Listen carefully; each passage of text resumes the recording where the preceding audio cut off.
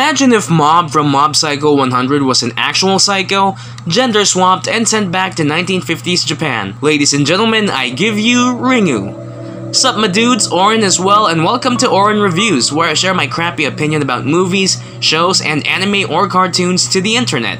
Original, I know. Before we begin, fair warning, I did mention that this is my opinion.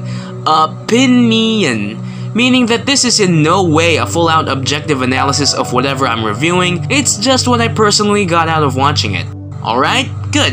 On to the movie. I already knew some things about Ringu even before I saw it. The whole cursed videotape thing where anybody who watches it will croak in 7 days, the fact that somebody would die in the end, though I wasn't sure if it'd be the female or male protagonist, and Sadako crawling out of a TV screen. I mean, with how much Ringu and The Grudge popularized J-horror, it was pretty hard not to come across any reference of Sadako's TV cantrip browsing the internet. Just thought I'd put that out there because, no doubt, my knowledge of the plot definitely affected my final opinion of this movie. So the main premise of this movie is about the cursed videotape that I mentioned. Reporter Reiko Asakawa investigates a string of mysterious deaths of several high schoolers, one of which is actually her own niece. This eventually leads her to come into possession of the tape and, after watching it, realizes that she only has a week to try and undo the curse before it's lights out for her. Oh, and for her ex-husband and kid too, because she also manages to drag them into this mess. I think to myself, hey, this plot is pretty neat. Kinda cliche by today's standards, but the concept of a haunted piece of media was practically unheard of until this movie, so I'll give them points for that. But then we get 2/3 into the runtime and suddenly everything goes to hell. At that point, the pacing starts to feel a bit rushed. After Reiko and her ex Ryuji arrive at the island town of the woman shown inside the tape, we get dumped by a ton of exposition that, at least for me, would have worked if it just didn't have a lot of plot holes. A psychic woman with the power of clairvoyance lived here?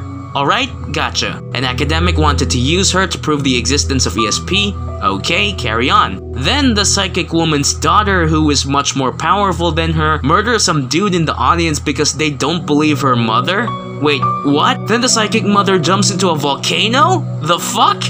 It was just a lot to take into at the same time that I found myself getting a bit overwhelmed. The professor, who unsurprisingly gets fired after all of this, proceeds to kill the homicidal girl Sadako and drop the body into a well. Which is a bit baffling at first because up to that point, the movie leads you to believe that they're actually father and daughter. And then later on, Ryuji ponders that maybe Sadako's father wasn't human at all, which is nice and eerie, but there was no indication of anything demonic up until that point. So does that explain Sadako being evil?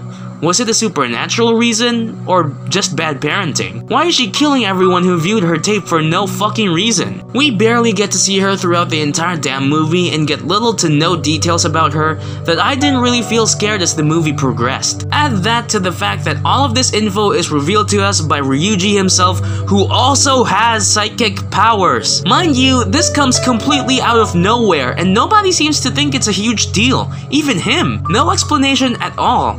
Almost as if the writers needed a convenient excuse for dropping us with all this new info.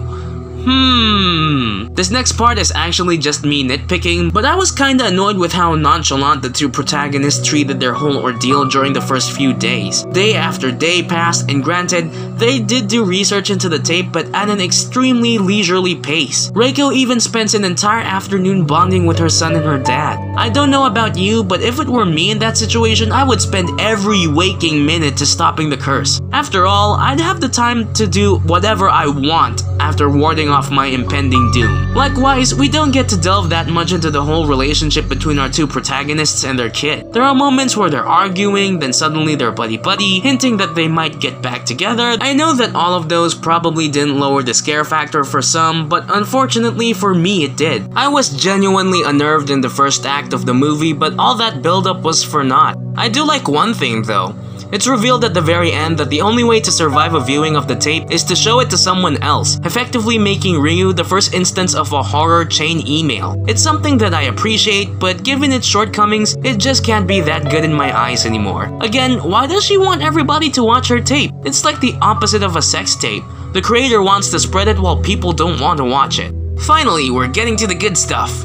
Ringu's soundtrack, or rather the lack of it, actually helps rather than undermines the effect it wants its viewers to experience. Complete silence and natural sound save for the dialogue serves to amp up the tension. Instead of getting jump scares every 10 minutes, it's just this constant atmosphere of dread, amplified by brief instances of spooky music to add seasoning to the salsa. Though admittedly, there's one glaring flaw. This. I laughed so hard when that scene played. That's the wrong choice of audio for a scene like that. As for the visuals, the most eye-grabbing thing in the entire movie is without a doubt the tape itself. A series of unexplained, disturbing images cutting one after another that be right at home alongside all the creepy shit on YouTube. Some moments in the clip actually foreshadow later events. The pointing person in the tape shows up to the characters, the well where Sadako died appears at the beginning and the end of the tape, stuff like that. And like I said before, Ringu doesn't rely on jump scares. That extends to the visuals as well. When Sadako insta-kills someone, instead of the whole ghost popping out shtick, we get this cool negative still of the victim screaming that is oddly satisfying to look at. Combine that with side characters who appear out of thin air without a sudden jolt of music really does well for the overall tone of the film. This could have been better. Way better. A nice original concept, great visuals, and fitting audio were paired with what I think is a good but unfinished story. We don't get to explore who Sadako is and why she's evil. She's basically a glorified killing machine who does it for the sake of doing it. It's a nice change of pace for those who want a different style to their horror, and if you don't overthink shit like I did, Ringu will hold itself up and claw its way to your approval. It's a 3 out of 5 rating for me.